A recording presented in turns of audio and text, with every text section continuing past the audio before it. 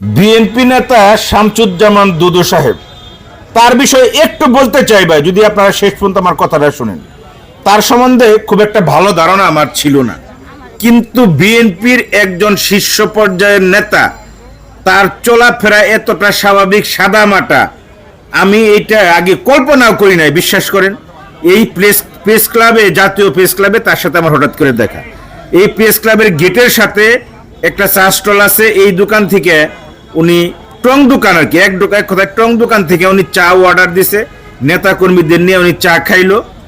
আমি বিশ্বাস করেন ভাই, আমি উনি এতটা সাদা তার জীবনযাপন করে আমি বিশ্বাস করি নাই।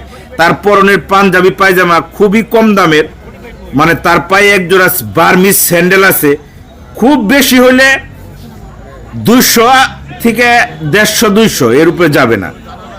বার্মিজ জুতা পায়ে দিতেছে, অথচ উনি কিন্তু হাই কোয়ালিটির জীবন ধারণ করতে পারে, অনেক ভালো টাকা পয়সা কামাইতে পারতো। আমার মনে হয় এর চাইতেও অনেক বেশি হাই কোয়ালিটির জীবন উনি ধারণ করতে পারতো। উনি একটা গাড়ি নিয়ে আসছে, নিজে চালাইয়া চলে গেল, একটা ড্রাইভার নাই সাথে।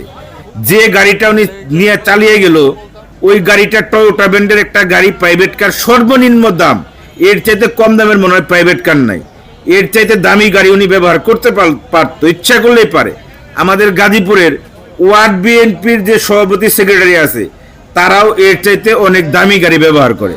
ভাই, ওনাকে দেখে ওনার সম্বন্ধে আমার ধারণাটা পাল্টে গেছে। হয়তো তার বিভিন্ন কথায়, কারণে, আচরণে আপনারা ইতিপূর্বে একটু কষ্ট পেয়ে থাকেন, অনেকে বিরূপ ধারণা আছে অনেকের মধ্যে।